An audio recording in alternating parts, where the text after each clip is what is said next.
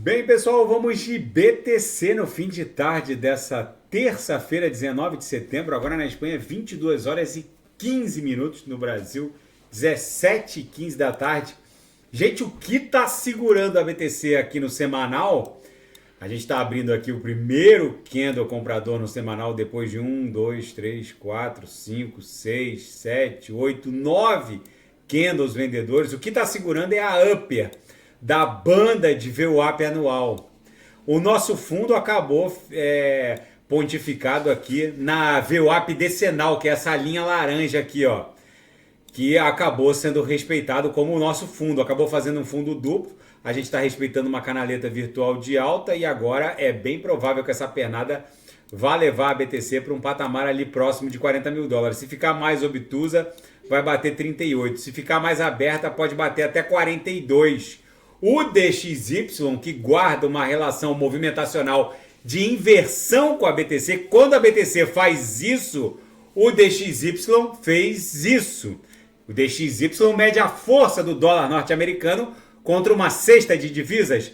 Hoje o DXY está praticamente engolfado no RSI estocástico. Ele não tem mais para onde subir. O DXY vai pipocar, justamente porque é muito provável que amanhã o Fed venha com o início da cesta de bondade. Tem muita gente achando que o Fed vai aumentar a taxa de básica em 0,25.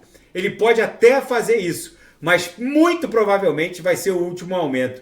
Mas outros apostam que o Fed vai pausar, vai vir com um discurso no sentido de que pode promover futuros aumentos, mas não vai fazê-lo porque as eleições presidenciais norte-americanas estão se aproximando e é preciso ofertar a tal da cesta de bondade. No diário, a BTC está travando aqui nesse setor mais recuado da nuvem, então é bem provável que a gente fique aqui meio que criando uma sequência de topos descendentes, fundos ascendentes, para só romper e explodir em direção à nuvem daqui a 2 ou 3 candles, porque essa região aqui é uma resistência brutal, é preciso carcomer as ordens de venda do book.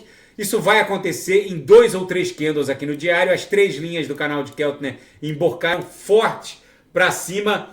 No gráfico de 4 horas, é bem provável que a gente esteja desenhando uma sequência de 5 ondas até 28 mil. 1, 2, 3, 4, 5. É bem provável que a gente vá protagonizar isso aqui. Aí depois formar uma subfigura triangular que tem por aresta superior aquela parte recuada da nuvem no diário, para depois explodir e romper em direção ao target, que é a média móvel de 200 períodos num primeiro momento, que na extensão está lá em 28 mil dólares, vai romper até 28, formar um pullback e depois tentar transpassar a nuvem, buscar essa congestão aqui, que é o centro nervoso,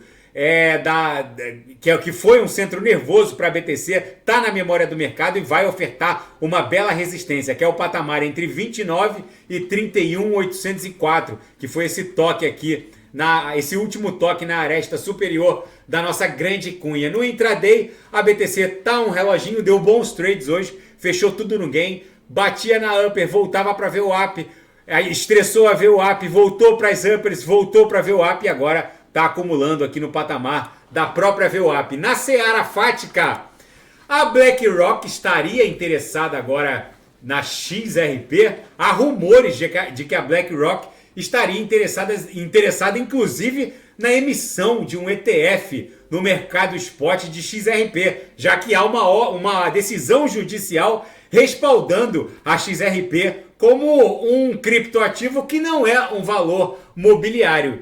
Enfim, vamos ver. O preço da XRP não reagiu muito bem a esse rumor, está subindo só mais 1,83%. Enfim.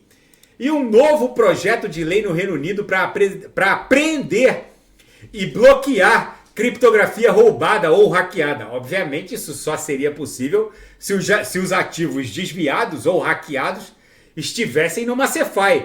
Não é possível promover um freeze ou um congelamento de criptoativos custodiados num DEX Wallet, como um Ledger ou um Trezor. Enfim, esse é um grande ponto de inflexão para os estados soberanos, já que ali não há poder judiciário, né, dentro de um DEX Wallet dentro de um Ledger ou de um Trezor ou de um MetaMask, não há poder judiciário que seja capaz de bloquear, não há ordem oriundas de estados soberanos capazes de promover um freeze em ativos autocustodiados. Só se houvesse um fork dentro da respectiva blockchain, o que é muito improvável que aconteça para casos específicos, principalmente para casos de hackeamento. E o CZ tweetou na plataforma X e aumentou ainda mais a confusão depois que um tribunal distrital norte-americano rejeitou um pedido da SEC para promover uma busca e apreensão, né, invadindo com ordem judicial. Não é uma invasão, é uma ordem de busca e apreensão que a SEC pediu a um tribunal distrital norte-americano para ter acesso às dependências da sede da Binance norte-americana.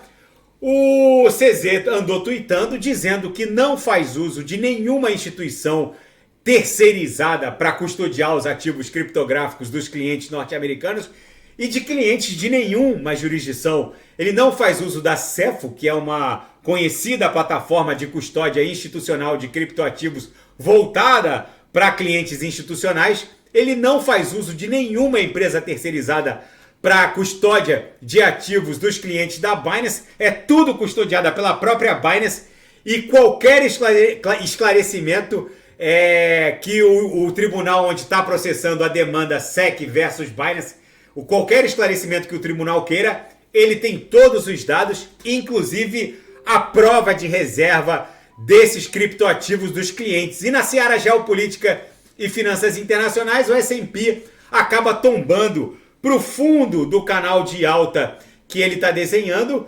enquanto os investidores aguardam pelo chairman do Federal Reserve, o Jerome Powell. Vamos ver o que o Jerome Powell e o board do Fed vão decidir quanto à taxa básica de juros amanhã. E o Federal Reserve só deve cortar a taxa básica de juros a partir de 2024. Tem gente apostando que isso pode acontecer ainda esse ano, mas a BlackRock afirma que isso só vai acontecer a partir do primeiro trimestre de 2024. Eu acredito também que existe a possibilidade, sim, deles cortarem ainda esse ano. Mas eu acredito que o primeiro corte na taxa básica de juros seja a partir de 2024, sim.